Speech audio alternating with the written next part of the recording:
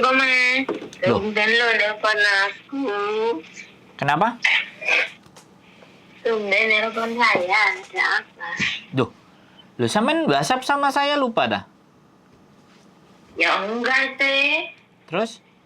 ya enggak direspon lagi ya diam-diam. Lo karena tadi ada anak libur. Karena kan lambain. Tadi ada libur. Terus ngancani bojo, ya diutamakan dulu bojonya. Piye? Oh iya tentu no. Untuk mengutamakan si Iliani ya gue dimarah. Nah, disuruh tidur di luar, adem. Tambah selimut. Nah ya, Jadi pengen dulu. bagaimana? Enggak, cuma mau ngomongin itu kan. Aku kemarin kirim foto mbak yang katanya hilang. Tapi Terus? cuma di Facebook, kalau yang lainnya aku kurang paham nih.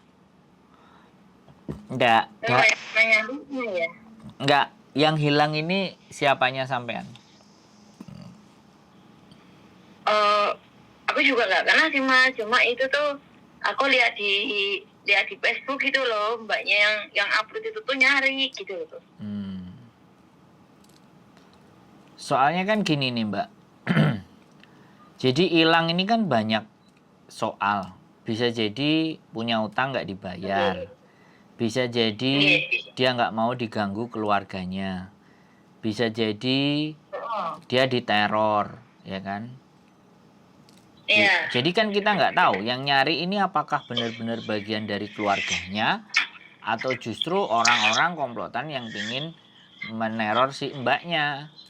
Makanya kadang-kadang kalau dicari orang hilang itu kita mau butuh data komplit. Kalau bisa orang tuanya siapa, yang menelpon juga orang tuanya. Memang orang tuanya mencari. Karena kan walaupun orang tuanya kan kadang-kadang kemarin juga ada cerita di mana bahwa teman-teman itu memang pingin menghilang dari keluarganya karena keluarganya morotin duit aja kan. Iya. Berapa duit dikasih diporotin aja kan kayak gitu. Sebenarnya anaknya nggak ada masalah, anaknya baik-baik saja. Dan sengaja memang nomornya keluarga diblok atau dia ganti nomor baru dan dia juga nggak pakai sosial media. Tapi kalau benar-benar keluarganya jadi hilangan kontaknya itu karena ibaratnya sebenarnya dia nggak kenapa-kenapa, terus tahu-tahu hilang, nggak ngerti, nggak paham, ya kan? Nah, kita bisa karena pos-pos untuk mencari orang-orang itu kalau memang tidak menghubungi dan keluarganya baik-baik saja itu kan tidak mungkin banget. Kalau ataupun dia masuk di penjara pun KJRI pasti punya data gitu. Data anak ini pasti ada di KJRI. Kalau memang mau cari, ya paling tidak keluarga yang bersangkutan atau kakaknya ada di dalam satu kakak dengan anak ini, sehingga bisa ngelaporin ke KJRI karena bagaimanapun KJRI pasti akan pegang data setiap anak yang mau terbang ke Hong Kong gitu loh. Halo? Ini putus ya teman-teman. Jadi saya juga nggak ngerti. Minta tolong dicariin orang. Sekali lagi kalau asalnya juga kita nggak paham dan dia tidak jadi bagian dari keluarganya, yo bagaimana, bingung kita mau bantunya. Jadi bukan persoalan antara direspon dan tidak direspon, tapi bantuin orang pun juga punya prosedur. Jadi seperti itu sih ceritanya. Terkadang kan kita juga nggak bisa gitu loh, karena ini adalah data seseorang. Nah, data seseorang itu kan memang sifatnya privacy.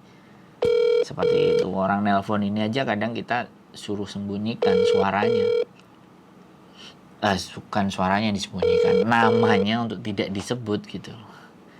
Nah, ternyata mungkin dia ada majikan. Oke. Jadi buat teman-teman semuanya yang ada di Hong Kong dan seluruhnya, ketika Anda merasa kehilangan orang ataupun dilaporin dengan keluarganya, itu ada dua kemungkinan yang harus bisa kita lakukan dan kita pilah ya. Yang pertama bisa jadi karena memang tidak ada persoalan apapun. Justru yang bermasalah adalah mbaknya yang menghilang. Tapi bisa jadi persoalan adalah yang bermasalah memang anaknya nggak mau. Gitu. Jadi sekali lagi bahwa mencari orang yang hilang itu sebenarnya tidak hilang. Tapi orangnya memang tidak mau dihubungi atau tidak mau ditemuin.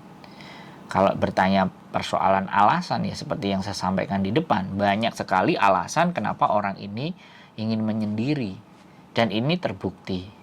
Nggak cuma 1-2 orang, tapi saya terbukti ada beberapa orang ngobrol, memang dia menjauhi dari lingkungan keluarganya. Karena yang diminta selalu uang, sedangkan dia sendiri.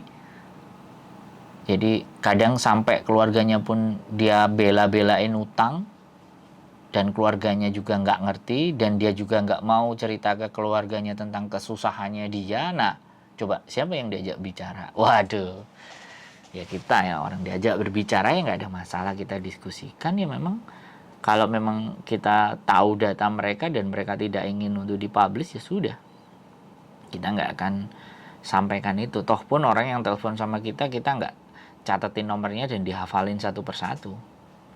Udah selesai ya sudah gitu loh. Tapi kalau dia ternyata memang persoalannya berat dan dia butuh bantuan dan ternyata kita timbang, kita analisa dan kita harus bantu, ya why not?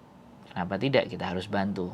Tapi terkadang juga seperti yang kemarin saya ceritakan, yang jadi tidak semuanya orang yang bermasalah itu masalahnya karena kesalahan orang lain, bukan, tapi ada juga karena kesalahannya dia sendiri, ya kan? Apalagi orang-orang yang notabene-nya berhutang. Orang-orang kalau berhutang ini nalar dan logikanya itu juga sudah terkadang itu, saya bilang ya, mohon maaf sekali lagi agak sedikit kasar, bergeser gitu loh. Dia akan mencoba menghalalkan segala cara untuk menutupi hutang yang lama, nambah hutang yang baru, gali lubang, tutup lubang, gali lubang, tutup lubang. Nah, makanya kalau berbicaranya yang permasalahan tentang uang, makanya kita harus lebih berhati-hati. Diwaspadai saja buat teman-teman. Kalau sudah pertemanan itu dilandasinya karena uang, ngomongin tentang uang, ini dangerous, ini bahaya. Teman-teman harus bisa mewaspadai hal itu. Karena bagaimanapun dan seperti apapun, di muka kita nggak ngerti, di belakang juga seperti apa. Persoalan busuk, ya kan, tidak baik orang itu kan tidak semerta-merta kita ketahui di depan. Tapi juga bukan berarti kita menganggap orang itu tidak baik gitu. Jadi kembali lagi kita lihat aja perangainya, tingkah lakunya, gerak-geriknya, cara berbicaranya. Ya apapun itu gitu loh. Waspada dan berhati-hati karena uang ini benar-benar bisa menyengsarakan. Tapi kalau uang itu bisa mensejahterakan, saya rasa juga enggak sih. Uang ini hanya sebagai alat. Apa yang bisa mensejahterakan kita? Apakah uang juga bisa mensejahterakan? Masih tergantung kepada siapa yang punya. Uang banyak pun kalau nggak bisa mengelola, ya kan? Uang banyak pun ketika kita nggak bisa menaruh, kita nggak bisa memanajemen, sama aja juga. Jadi bukan uang yang harus kita utamakan dalam hidup ini, tapi pengetahuan. Perbanyaklah pengetahuan, perbanyaklah ilmu, agar apa? Kita bisa menjalani kehidupan kita seperti apa yang kita rencanakan dan mendapatkan restu dari Sang Maha Kuasa. Semoga bermanfaat jawab-jawab saya ini, dan sekali lagi kritik dan saran tetap kami tunggu. Saya harapkan saya manusia yang bukan anti kritik. Saya bukan orang-orang yang anti untuk tidak dievaluasi, boleh apapun itu. Saya terima, saya pertimbangkan, kalau memang bagus pasti saya akan perbaiki. Sehat selalu buat teman-teman semuanya. Tetap stay tune di my YouTube channel dan see you next video. Bye-bye.